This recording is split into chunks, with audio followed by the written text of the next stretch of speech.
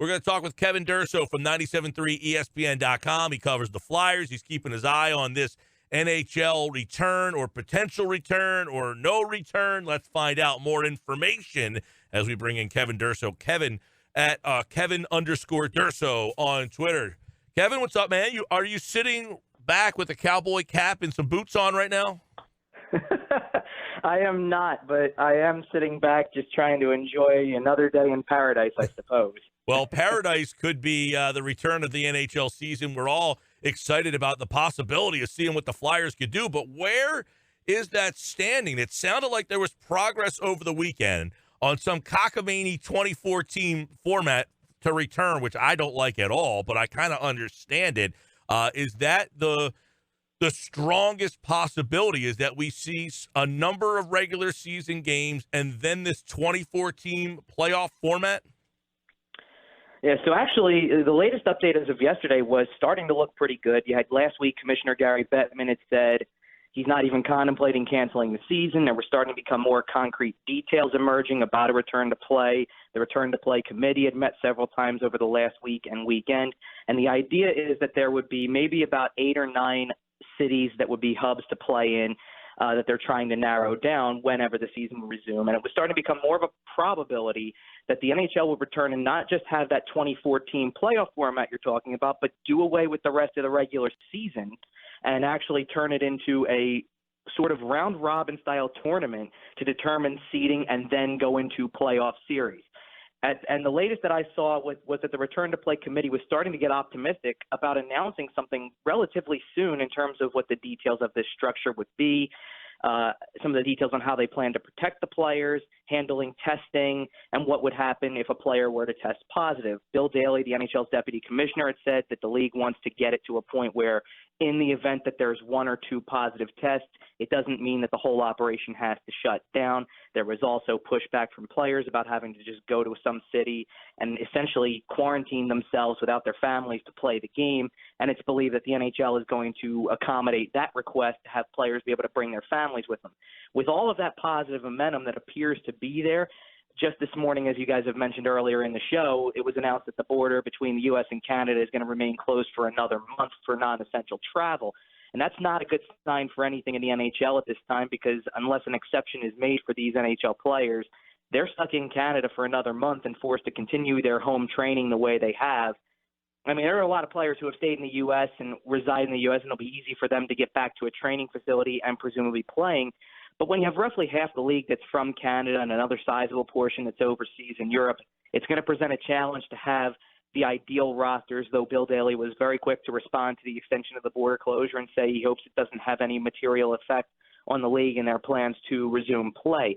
I don't know that it completely derails it either, to be honest, just because there are enough players in the U.S. already from NHL teams and from the minor leagues that have remained in the U.S. with hopes that their seasons would return that can be made available. The AHL canceled their season last Monday. Those players are expected to be made available for teams in the event of injuries or just overall availability among players. So you could get to 20 players for every organization, probably no problem. But the problem is, like, let's put it in the Flyer standpoint. You could bring up Morgan Frost and maybe Mark Friedman, guys like that who have had solid AHL seasons, broken into the NHL a few times. But say you wouldn't have Claude Giroux or Carter Hart because they're both at home in Canada and can't get back. That's going to be a major disadvantage to a lot of teams. So any other contender would feel the same way, and that's going to be a huge hurdle to deal with. So it could be as simple as just a plan for an exception to be made for the NHL, but in the grand scheme of things, we've seen over the last 2 months that hasn't been essential, and it doesn't bode well for the future of the league in the short term, especially for their goals to open up team facilities in the last couple of weeks in May as they had hoped. Yeah, now that I hadn't heard. Like, if you're living in Canada and can't get here, you can't play this season without the Canadian players. I mean, what percentage of the league is from Canada? I mean, that would be a sham. Yeah, exactly. And like I said, the 2 Flyers that instantly come to mind that wouldn't necessarily be living there full time, but they're from Canada. Their main homes are in Canada. Claude Giroux and Carter Hart. Claude Giroux's in Ottawa right now. Carter Hart's just outside of Edmonton, where he's from.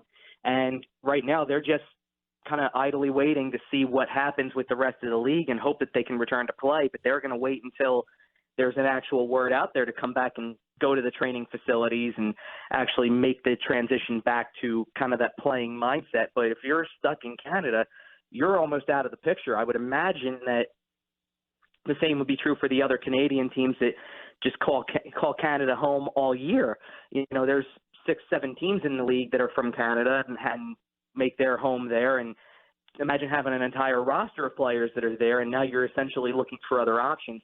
It's just not going to work out that way. So I would imagine that they're going to have to work on some form of an exception, or otherwise you're going to be sitting here waiting for another month, which would be, I believe, the date that they put out for it was June 21st, and that would be the earliest that we could see people maybe start to make the trip back from Canada to the United States to be able to go back to these facilities. But that would be a real major setback to what the NHL was talking about just last week.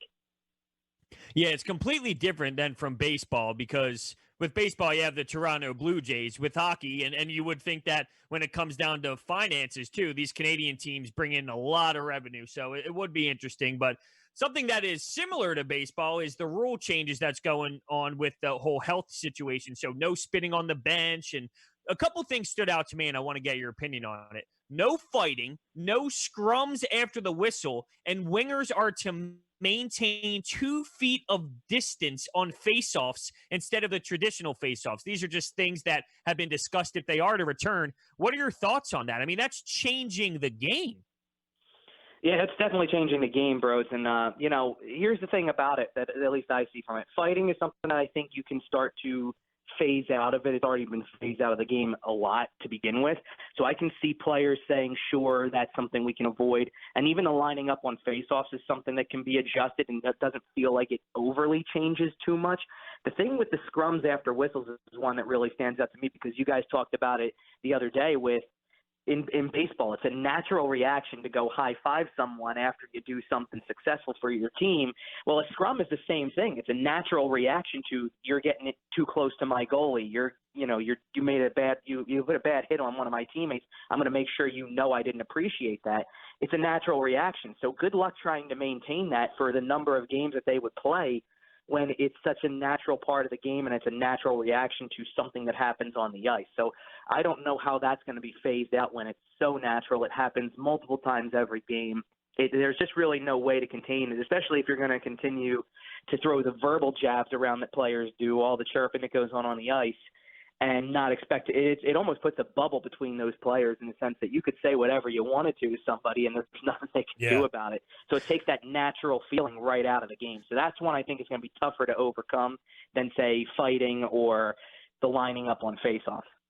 We could get an official proposal by the end of the week here. I mean, it sounds like there's a meeting in about 20 minutes, I think, with the NHL Board of Governors, or was it yesterday that they had the meeting, and that they could have a proposal from that meeting by the end of this week, and we could find out a whole heck of a lot more. But at this time, as you mentioned, there was a story over the weekend that Bettman essentially said, look, we're playing this season. They have every intention. So is there anything that has been outlined, Kevin, about how far they will go to continue the season in terms of date? There hasn't been anything outlined. The only things I can remember hearing about is that Bettman had said previously there was an undisclosed date in his mind where it would be past the point of return. But I think that now that's even changed for him, because if you had previously had said, I have a date in mind that's going to be too far to return for this season, and that's going to be the deadline, and I'm not giving that information away 2 months ago, then why would 2 months later, as this has progressed, would you now come out just a week ago and say, I haven't even thought about canceling? Well, obviously, if you mentioned a date that was past the point of return, you did think about it. So it's a little bit of mixed messaging here. There is no firm deadline, and they're willing to go back and start next season as late as December.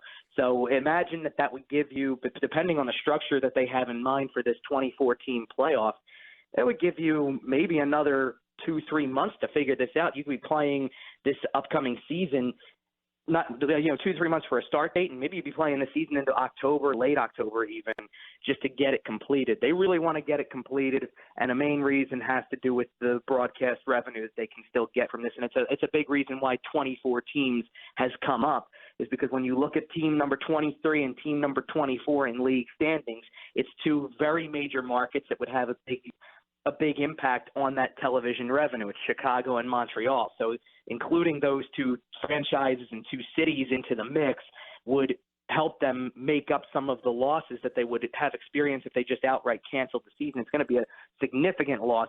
I believe it's upwards of $1.1 billion in TV revenue that would still be left on the table if they just gave up the season and the playoffs. So that's why they are very much in on this. Kevin Durso, 97.3 ESPN.com. Do we know what a 24-team playoff bracket would look like? I mean, are we looking at 7-game series that are going to be playing for months? Are they going to have like a one game playoff to get down to the 16? Do we have any information on that? The best thing that we know right now is that the thing I heard was about a possible round-robin tournament to seed the team, so you wouldn't just go with one is playing 24 and two is playing 23 and so on. They would actually try to restructure it based off of that round-robin. I believe the round-robin would also help to narrow a few of the teams down. So it's not to say that all 24 teams get the chance to play for the Stanley Cup. No, you have to qualify for something. And I believe I heard that it's either the top 4 or the top 6 in the league would possibly be immune from this round-robin tournament, get an automatic berth, and then be joined by a handful of others after this round-robin style tournament takes place.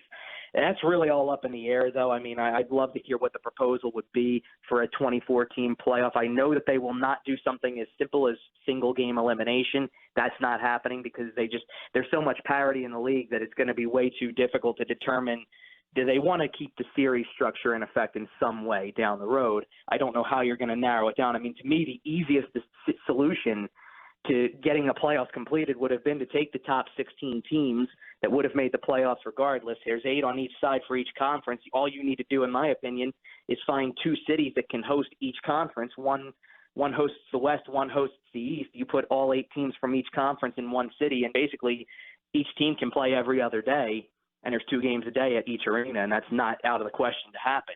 So that would be the easiest thing to do. But again, I think the parity in the league is what's making them go back to there's too many teams that are too close to making the playoffs, and the season didn't end in the way that they wanted it to, or that they feel would justify just starting the playoffs at 16. So I'd be just as curious with this hopefully pending announcement that they might have as soon as this week on what the structure of the playoffs would look like, because I quite honestly don't really know how you could do 24 teams and get it done in a timely fashion of the course of 2 to 3 months. Yeah, and as we both kind of chronicled before you jumped on, Kevin, that's the whole point. Like, if you're going to play some regular season games, you have playoff races that are built in there that would give you some interest right away in those playoff races. Why just say, you're all getting in the playoffs anyway? It's almost like they're going to make those regular season games exhibitions to get them ready for the playoffs. That's what it sounds like.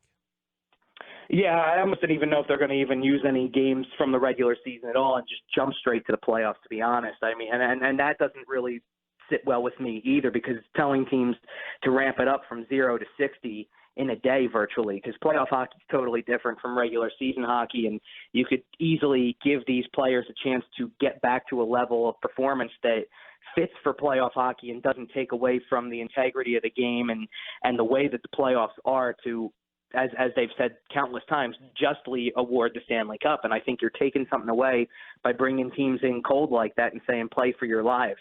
It just doesn't make a lot of sense to me to do that.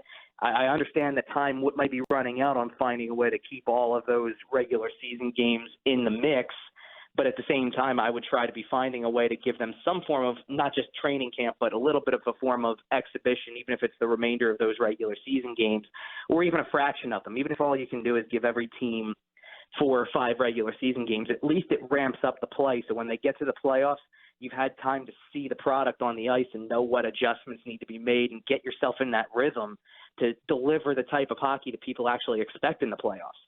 All right, we'll keep an eye on it at Kevin_Durso. He will keep an eye on it. He has it all covered at 97.3 ESPN.com, and he, like August, appeared via the Boardwalk Honda hotline. Thanks, pal.